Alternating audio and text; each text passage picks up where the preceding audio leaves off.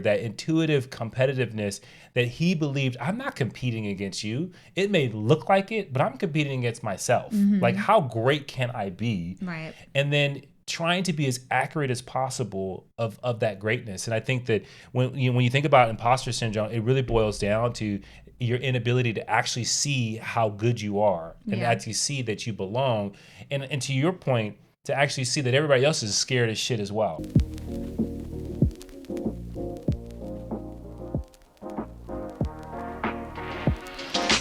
Hey guys, welcome back to the Push Podcast. I'm Janelle Copeland. And I'm Edward Copeland. Yes, that's me. It's always questionable. Like if we played a clip of every single time you say that, you always say it with hesitation. You always say it as though you're questioning yourself, as though you're gonna say something else, and I'm just sitting here waiting. I think it's cute though. It's the spontaneity that it brings. I think the audience hears and they go, "What is he gonna say?" Well, he's just gonna say his name. That's what I'm gonna do. I love it. Right. So I have a what in the world. Usually you have all the what in the worlds, but I have a what in the world. Let's do it. Here's my question to you, and I need for you to take an Instagram poll. I need for you to ask your husband, to ask his friends. But here's the question. Is catcalling really effective? Here's what I mean by that. It got you, girl. No, I'm just When you're walking down the street, you're a woman, and guys are hanging out of their car or whistling or wiggling their tongue or just doing any amount of ridiculous things to get your attention. Right. I want to know if that's effective. I want you to go and survey and poll all of the men that you know and ask them, hey, has it ever landed you like a wife? Has anyone ever said like, oh yeah, baby, come over here? Like, what do you say as a woman in response to someone wiggling their tongue and honking their horn and grabbing their crotch and like doing all this absurd nonsense? Does that shit really work? That's my question. No, so that's the question. I think I think the question should be aimed at the women are individuals, not just women. We know the answer. No. Because here's the thing, it's that you're setting somebody up. No man's gonna say no one's gonna ask their partner, hey, but that's the point. That's the point of the what in the world. Why do men do it? If we know as women, it's never effective. Yeah, but no one's gonna say, yeah, I do. I used to do it all the time before I met you.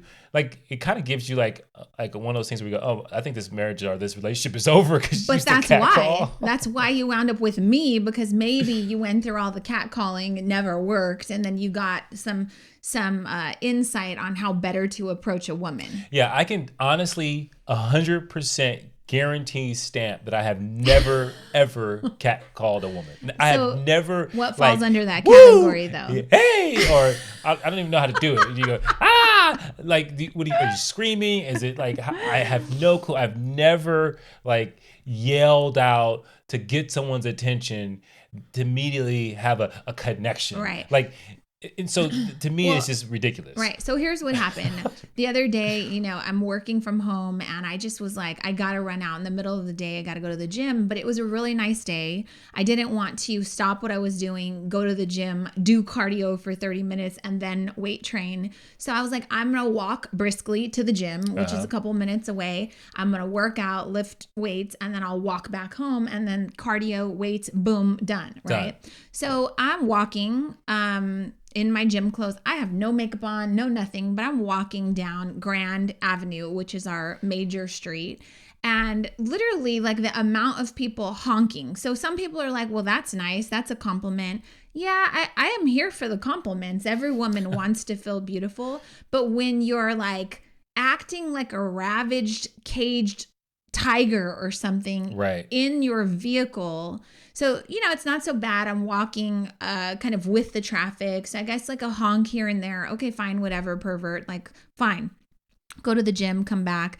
And then I'm walking now against the traffic and I'm just like, listening to like beep, beep, hey, oh, like I don't even know the sounds that they make, but I'm just like, why? Right. And so this one guy like honks and does this thing with his tongue. And I'm just like, I wanted to say, bro, look at you and look at me. And I know that sounds really shitty, but like he was like definitely like not gonna pull a woman like me.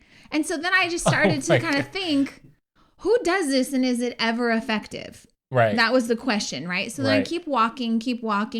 And it's just like, oh God, guys, like we really want to root for you, but you make it really hard for us to root for you. So I turn the corner, I'm walking down my street now. And this guy, I'm walking east and he's driving west. And he stops in the middle of the road on the, other side of the road, not at a stop sign, but he mouths to me because I have my AirPods on. He mouths to me, "You're so beautiful." And so I kind of just like, oh, that's so sweet. Yeah, I kind of just like gave him like a, okay, thank you. Like, I don't even know what my face was, but it obviously was not giving you the social cues that I was appreciative or wanted to stop and talk to you. I was definitely not inviting you to further the conversation. So he sits there for a few minutes. Remember, he's not stopped at a stop sign. Right. He stopped in the middle of the road. So I keep walking. I'm walking briskly.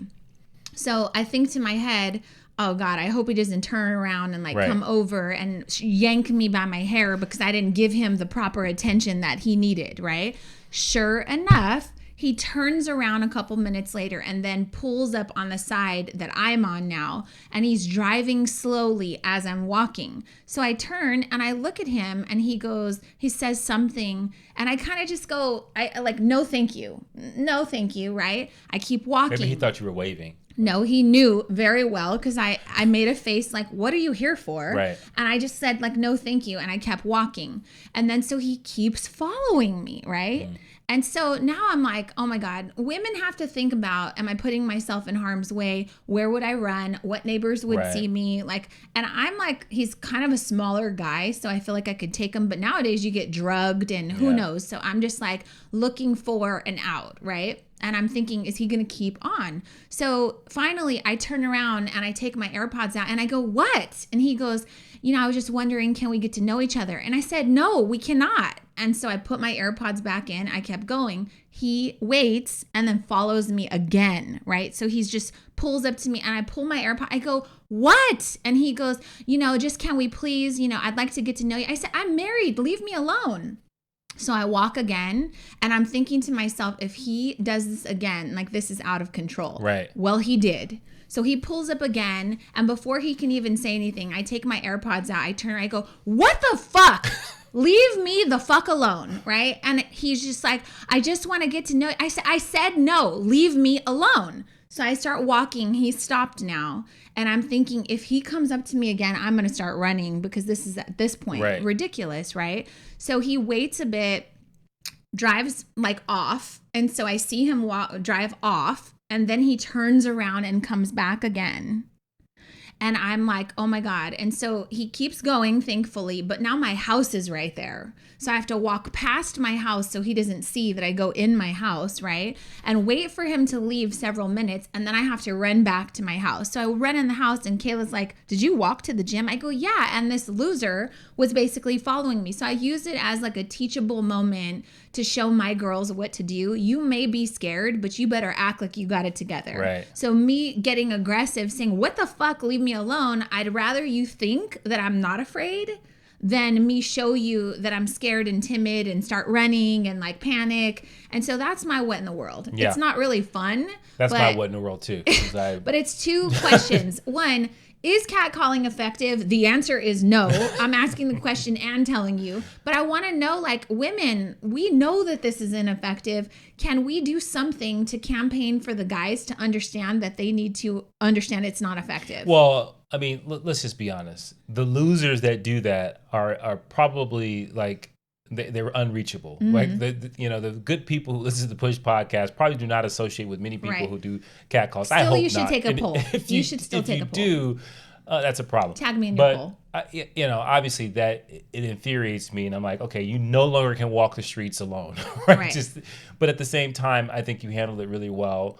Those are just some interesting things. Our daughter Kayla says, what does it feel like as a man to not have to think about all of this crap that I get catcalled all the time? So I'm sure you do, baby. You're super hot. I would catcall you. I wouldn't catcall you like back then, but I would definitely catcall you now. You say, hey, how do you catcall now? You would say, Hey, fella. Oh, God. Nobody says fella except you, actually, in 2021. Nobody says that. Yeah, so that's horrible. Well, that leads me into like the whole catcalling and relationships and stuff. Right. Did you want to wrap it up? Because I was going to lead into today's episode title. No, I mean, can we leave it there? There's really nowhere else to go with that. Yeah. It's absurd. It's ridiculous. Because you were upset. I mean, and I think we have to, in another episode, we have to talk about why you're still single. No, the idea of courting and relationships, because like some of the things have been coming up that I thought was really interesting, and we've been having conversations with the girls around like these days. How do you meet people? We watched a movie called it was like Clickbait a series called Fan Clickbait. Freaking tastic. Go binge it right now. Really, at the underlining of it was like how you meet people in this digital virtual age, and like how do you have real connection with people, because in real life we're finding that people have a difficult time like actually meeting people. So social skills. I think we gotta dig into that. But I also think that, you know, depending on your culture and your race, there's different forms of, you know, how to approach a woman that are acceptable. And we can talk about that in another episode because that's pretty funny itself. But I want to talk to you guys today about imposter syndrome. Well, I don't just want to talk to you. We want to talk to you. But I want to tell you about this TED Talk that I recently watched. And it was by this guy, Mike Cannon-Brookes. And he basically is, you know, a pretty successful business owner. And he was talking about how in the beginning stages of his business, he literally didn't know what he was doing when he was building his business. He said that accounts receivable, he didn't know if that was people that owed him money or they owed him money. Or if they owed him money or his business owed money. Does it make sense? And so he just was like really vulnerable in this TED Talk about like, I didn't know anything. So I'd be like, bro, you're in accounting, right? A phone call for you. Because he just didn't know. And he was the founder of the company. He also said that he had been nominated, him and his partner, to win like the Entrepreneur of the Year World Award or something. Wow. And he thought it was so ridiculous that like, why would they nominate us when we don't even know what the hell we're doing, right? And so he didn't go. Well, they wound up advancing him to the next round. And so then he had to go to the next round because he was like a finalist, right? So he said he looked up all the other business owners that were in the category, Googled them all. And he was like, yeah, there's definitely no way we're going to win this. So should I go? Should I not? Whatever. He invites his wife. They go.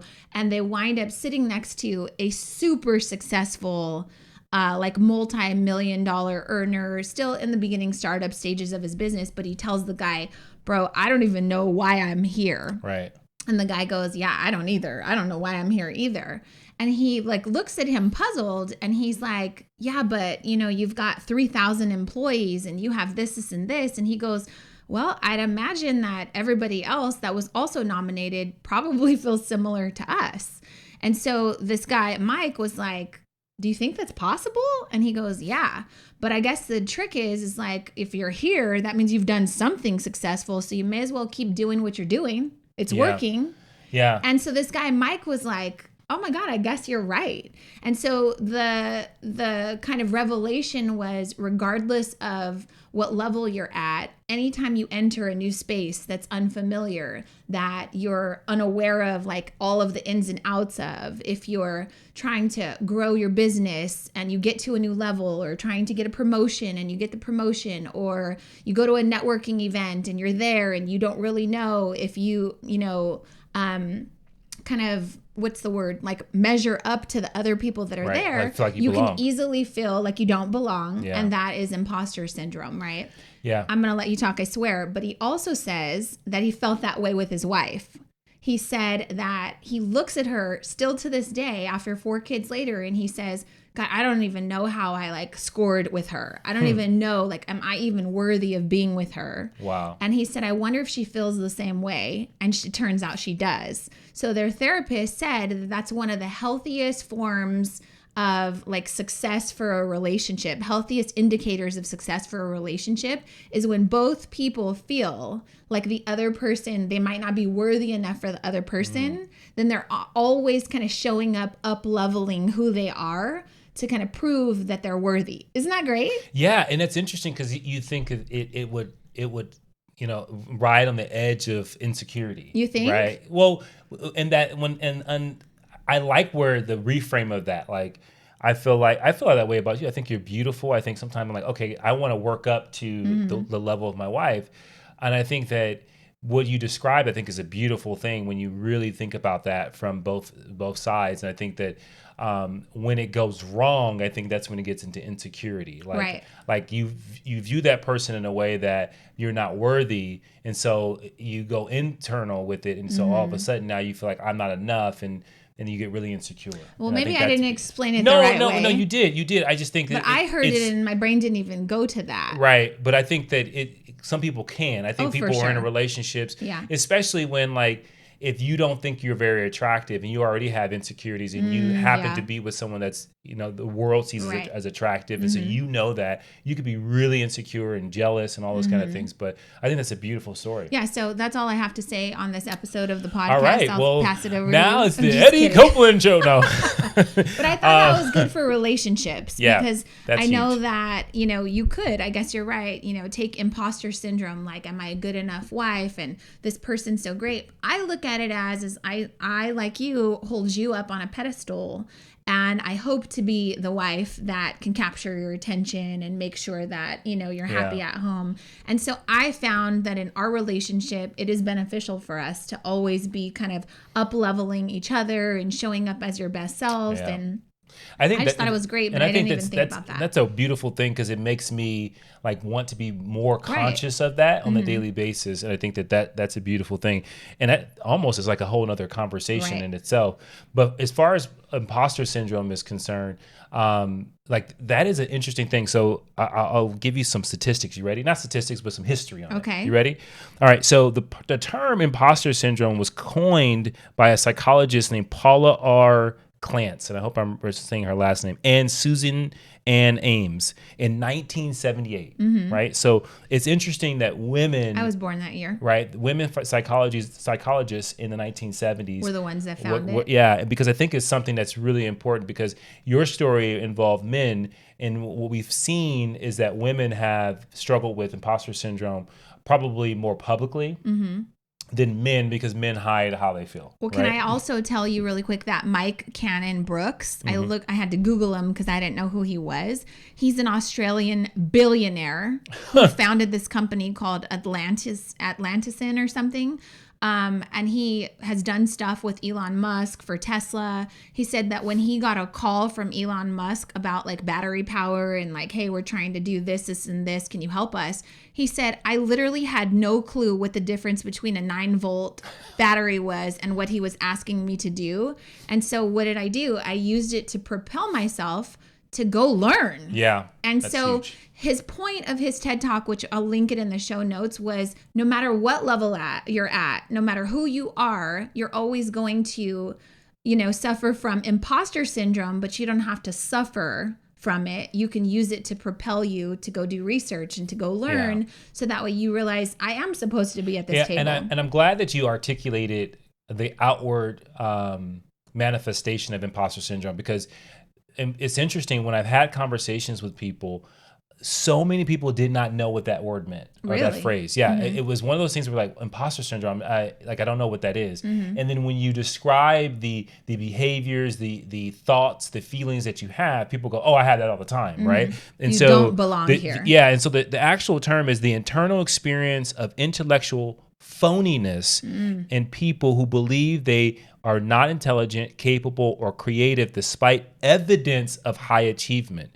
And put simply, imposter syndrome is the voice in your head that tells you you're not good enough, you're fake, and you're on the verge of being found out. And that's a big one where people feel like at some point someone's going to find out I'm not as good as my achievements are. Right. So Mike said that in his TED Talk. He said, I thought at any moment someone was going to come over and be like, hey, joke's up. You shouldn't be here, bro. Yeah, we found out you suck. Evacuate this building. Take all these 300 people whose lives you've ruined. Because they're not worthy of working for someone like you who doesn't know what they're doing. Right. This guy's a billionaire. And so I think about how often I feel this way in my own business, in my own home when I'm working from home. And that's, if I'm working on trying to come up with a title for a podcast. This happened yesterday. I was working with Olivia our assistant, and we were like Googling just different, topics for podcasts. And I go, dang, these titles are really good. Ours suck. Like, should we even have a podcast? And I'm like, yes, we should have a podcast because we're operating from the level that we're at. And maybe this person, because they're on episode 2,479, maybe they know something I don't know. Yeah, there's a good chance they don't. But I still deserve to be here. But what's so interesting is how inaccurate we are about ourselves, right? We don't have a really good way of measuring how good we are at things, right? Because we're constantly comparing ourselves to other people. We're taking in all this information that's not true to ourselves. And the only true competitiveness, the only true way to compare yourself is within yourself, right? You have to compare who you are today versus who you were yesterday and who you want to be tomorrow. And I think that when you do that and you do that well, like I hear Michael Jordan all the time say this. He says, I've never lost a game. I've only run out of time. And it's that internal like motivator, that intuitive competitiveness that he believed, I'm not competing against you. It may look like it, but I'm competing against myself. Like, how great can I be? Right. And then trying to be as accurate as possible of that greatness. And I think that when you think about imposter syndrome, it really boils down to your inability to actually see how good you are and actually see that you belong. And to your point, to actually see that everybody else is scared as shit as well. Right. I think I have a different take, and I know you've got some stats and data that you want to go over, but I feel like imposter syndrome is natural when you are in a new environment and you're questioning, should I be here? Do I know enough? Am I smart enough? Have I achieved enough? Have I accomplished enough? Am I worthy enough? And the answer sometimes is no. Like, you got yourself into this new level of your career, and now you're in your first board meeting, let's say, and everybody else has been doing this for a really long time, which you know that you haven't, which now you're questioning your ability, your skills, and things like that. Well, you're questioning it because it's unfamiliar. You haven't built the confidence. You haven't built, the rhythm or the routine to like have it feel familiar. And so I feel like if you wanted to, you could take that imposter syndrome feeling and say, oh, I feel this way, but I'm supposed to feel this way because it's new and it's different and it's unfamiliar. And so in order to not feel this way, what do I have to do? I have to build repetition. I have to build confidence. I've got to get some wins under my belt. Right. And so it forces you to say, yeah, you know what? I might not be as good as all the people that are here, but I got here for a reason. So let me learn. And I think it could humble you into, this new stage of learning that you're supposed to be in. Does that make sense? No, 100%. And it's interesting that you took like that vantage point, because I think that that's a strategy that people can use. So if you find yourself in a room where you feel like you don't belong, or you feel that everyone is better, but you're actually, the fact that you're in the room is evidence, but that's the evidence that gets ignored. But the thing is what's interesting is I look at it from a different perspective.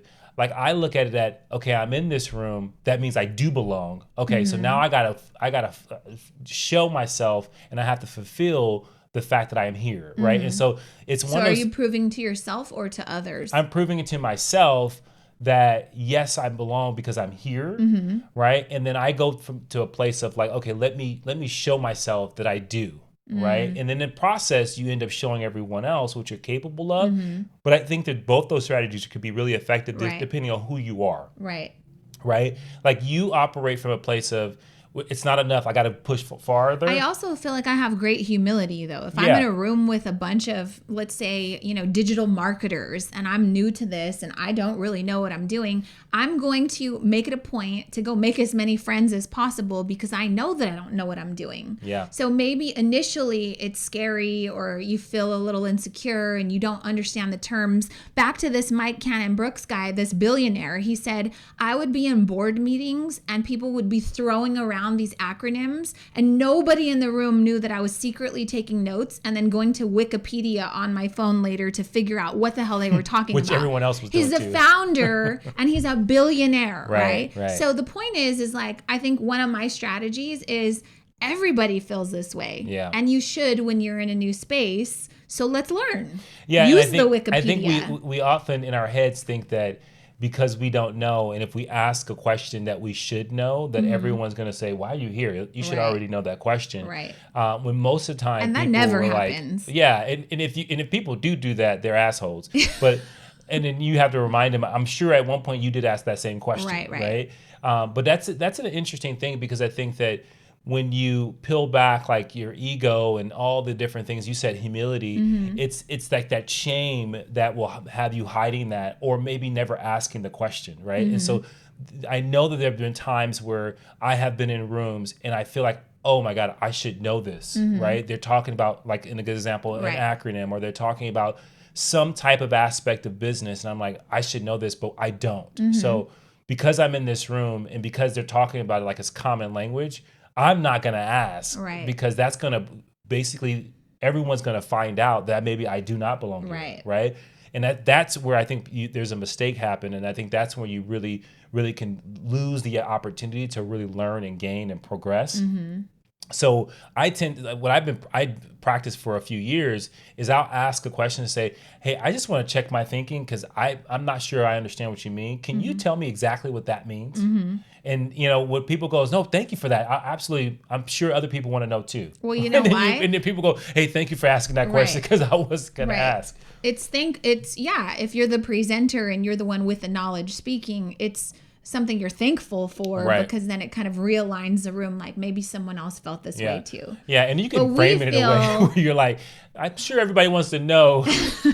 But we feel insecure about asking, because then you're the dummy who doesn't know what's happening. And I guess what we're trying to say is it's not usually ever real. It's just your own insecurities, your own negative talk, your own like comparison. You're comparing the way that your brain is operating with the way other people look in the room. They look like they know what he's talking about, right? And usually that's not the case. Right.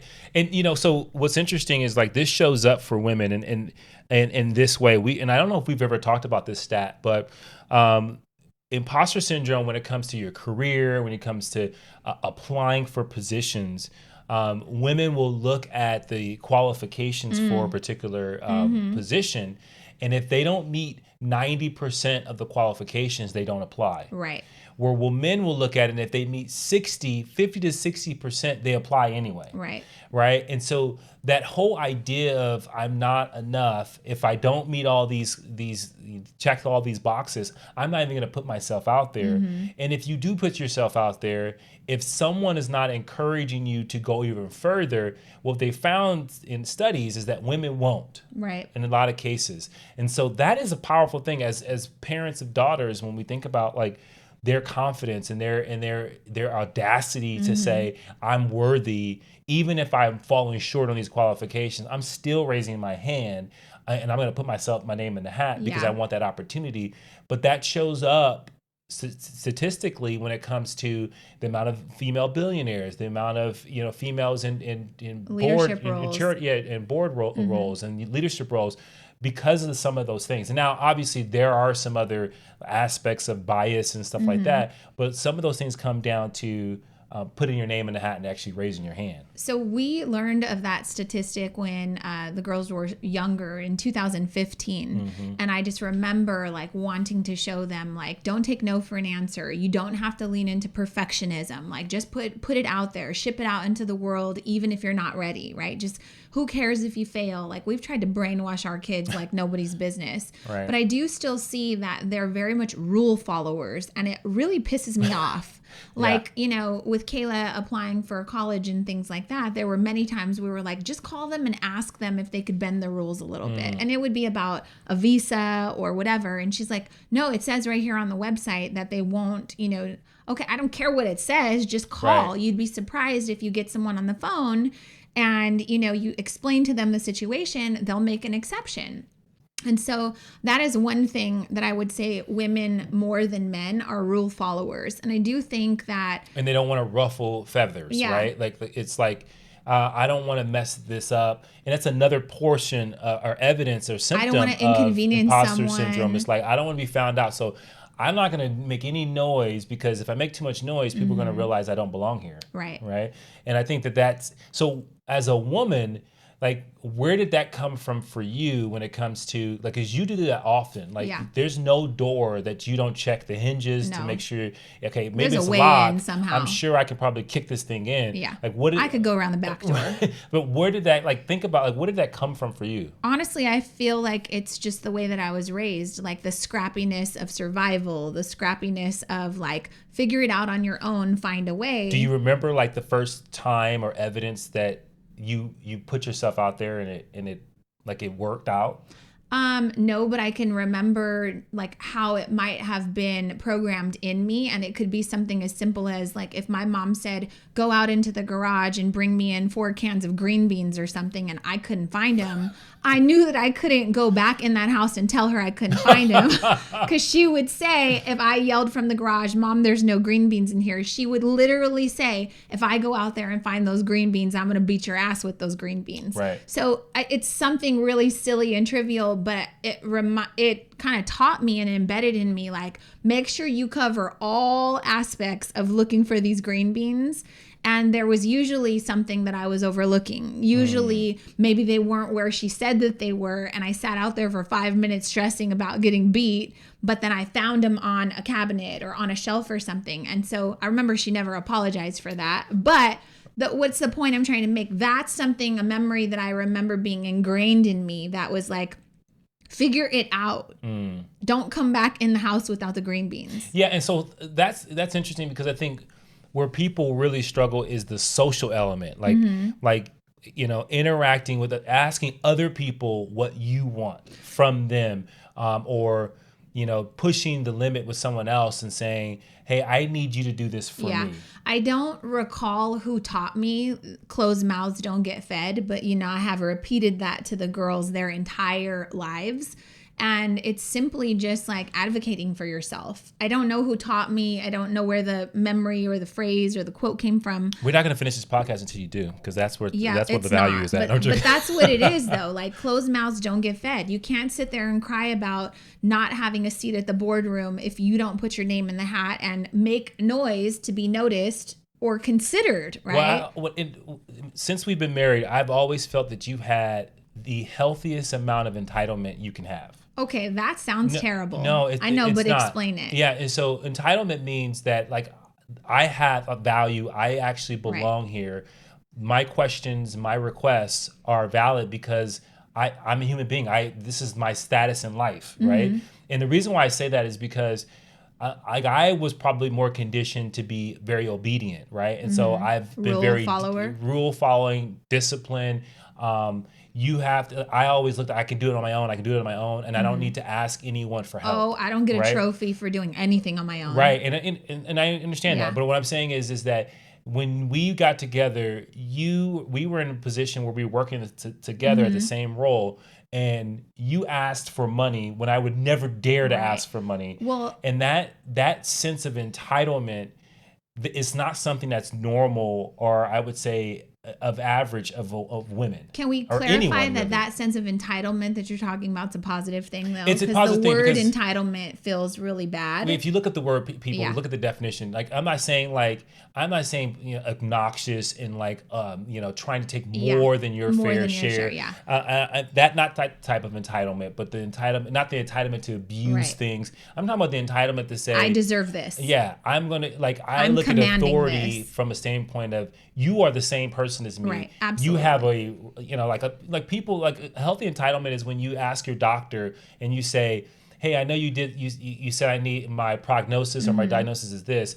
You know, can we take another test? Right. I want to make sure like you challenge in a. Can you give me a referral for a second recommendation? Like the appropriate amount to advocate for yourself because you're entitled to. Right. Right. So 2 things come up. When we started working together, I had an immense amount of imposter syndrome. I was recruited from one leadership role into another leadership role, which was completely out of my realm. Right. So I was recruited to go lead a team, which I can do. but of, consumer electronics to work at Best Buy. I didn't know how to sell a DVD player. I didn't even know how to work a DVD player, let alone what's the difference between an LCD TV or how to sell a computer. And here I was leading a team of hundreds of people and I had no clue. And I remember leaving every day and crying in my car on my way home because I just was like, I deserve to be here, but I don't know what I'm doing, right? They recruited me for a reason. So I have evidence to know that I could probably be good at this, but I don't know what I'm doing. And so I worked for 3 days, never forget this, 3 days, cried. And then on my 4th day was my day off. And I went to The Good Guys, which was a competitor. And I went in and I asked them every single thing that I could ask about a computer. And then I asked someone else, can you tell me everything there is to know about a home theater system? And I stayed in The Good Guys for 8 hours with a notebook. So that way I could juice them for info, have them train me, and then go to their competitor the next day for my job and actually know a little bit better about what I was doing. Wow. So I had massive imposter syndrome. But again, to me, it was like rightful. You don't know what you're doing, so go learn it. And that's kind of something I can't articulate, but that's innate in me. Yeah, and I, because it's interesting because I think for you, when I see how you operate to gain information from a social standpoint. So you use the network to say, I'm going to get the answer. For me, it's interesting because I'm listening to your story, and it was very similar because when I first got to start selling, like I researched myself. I didn't really talk to anyone. I talked to one repair guy about what can go wrong with the washer and dryer, because we're talking about Eddie working in sales at Best Buy as well. Give the people context. And it's interesting how you went to people and I went internal, and we do that today. Yeah, like when there's a problem, I'm like, okay, I'm gonna find it in the book. And I'm like, who could I call that has already experienced this? But no matter what your method is, if you feel like you don't belong, you have to do something to increase your amount of your courage. You have to increase your amount of confidence and evidence in that you do belong. But I think you exercise a healthy amount of entitlement to do that. And I think that is something that people can tap into. Yeah. So a couple of things. One, you asked, what's your method, right? So for me, my method is leveraging relationships and asking for help. For you, your method is research, right? You'll find the answer somehow, and I do a healthy amount of that too. But I want to ask the people listening, what is your method when you don't know, when you do feel imposter syndrome, when you haven't figured things out, or you are invited to the party or invited into the boardroom or whatever? What's your method? Because that's really what the Push Podcast is about. It's about sharing experiences that we all have. We all have imposter syndrome. We all get sucked into comparison. We all have challenges in all of the things that every episode of the Push Podcast is about, but we're challenging you to figure out what the strategy is to be able to work through it when that thing happens, because it will happen. And the option to turn back is not there. Like, I think that's the thing that most people do. Instead of doing what you just said, coming up with a strategy, either asking for help or going through doing some research and improving yourself so that you can feel better about yourself. What I think most people do is either they don't raise their hand or they turn away, and they don't even get themselves in the game because it's uncomfortable. And then they live in an immense amount of regret because they don't do. Most times, when it comes to regret, it's because of what you didn't do, not what you did do. And we tell that to the kids, like, you got to do something. Like, rarely are you going to say, I wish I wouldn't have did it. Most of the time people say, I wish I would have done it. I'm going to butcher the quote, but we just saw the new Marvel movie. What is it? Shang-Chi, which is fantastic. Amazing. Go see it. But the quote was, this girl, she didn't know what she was doing with her life. And one of the elders hands her a bow and arrow and says, if you don't shoot at anything, you'll never hit anything. Yeah. If you don't aim at anything, you'll never hit anything. And that's really what this is about. Yeah, like, if you want to avoid imposter syndrome, then you will never show up to try to do anything out of your comfort zone, right? So I hope what you get from this episode, other than the fact we've asked you, like, what strategies work for you? What are your go-to strategies to work through the imposter syndrome?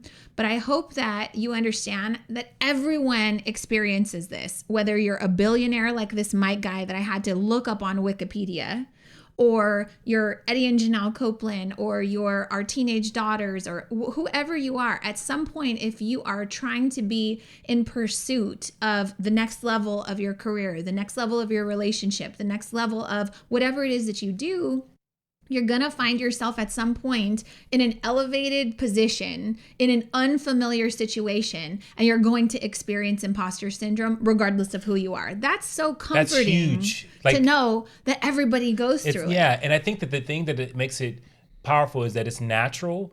And I think in the last episode, like, people have to stop having dead people goals. And I think that is, you're trying to avoid feeling things. You're trying to avoid feeling the feeling of self-doubt, or feeling the fear of the fear of doubt, right? Like, all those things people are trying to avoid, when you just got to lean in and say, okay, I'm going to feel this, but I'm going to work my way through it by, doing all the different things that we just talked about, having a strategy that's effective. But that, when you do that, I think that's when you really can be proud of yourself and have self-esteem. And when self-esteem builds, confidence builds. And before you know it, you start to reduce that feeling of imposter syndrome. And so now you really feel like you belong. And then all of a sudden, when you really feel and you have that confidence, you are more audacious and you take on more challenges and you take on things that help you be more successful. And then guess what? There's a next level to that. Yeah. And then you wind up having imposter syndrome again, though, is my point, right? When I first started the bakery, I had no clue what I was doing. I have never worked in any sort of food industry position, job, anything. I never had a fast food job. I never flipped burgers. I never worked in the food industry at all. And here I was opening a bakery. Right. That's audacious. That's also a huge amount of imposter syndrome. Who am I to do this? There are so many more qualified people, right? Well, I'm going to be the one that does the research to figure it out. So I deserve to be here. But yes, it's unfamiliar. Yes, I'm an imposter until I'm not. Yeah. One day you're not. And then guess what? You move up to the next level and guess what? You're an imposter again. Yeah. So I hope that this episode served you. I hope that there's some way for you to sit down and ask yourself, okay, if I'm not experiencing imposter syndrome, then maybe I'm not pushing myself to the next level, right? Yeah. And you need to do that. Or if you are experiencing imposter syndrome, ask yourself, like, what's your reaction? What's your strategy? Maybe your strategy is to quit, to retract, to retreat, to give up, to be stifled in this unknowing, right? And so we're challenging you. That cannot be an effective strategy, especially if anything you do going forward, you will find yourself stuck in imposter syndrome again. So you may as well figure out how to work through it, right? So let us know. Take 2 seconds to write a review for this podcast. Find us on Instagram, Cope with Eddie, Janelle Copeland. Leave a comment below wherever you're listening or watching. We just really want to know if this served you and what your strategy is going to be. Maybe you have a strategy that you'd like to share with us and some of our listeners and followers. We're here for all of it. So thanks for listening, guys, and push through.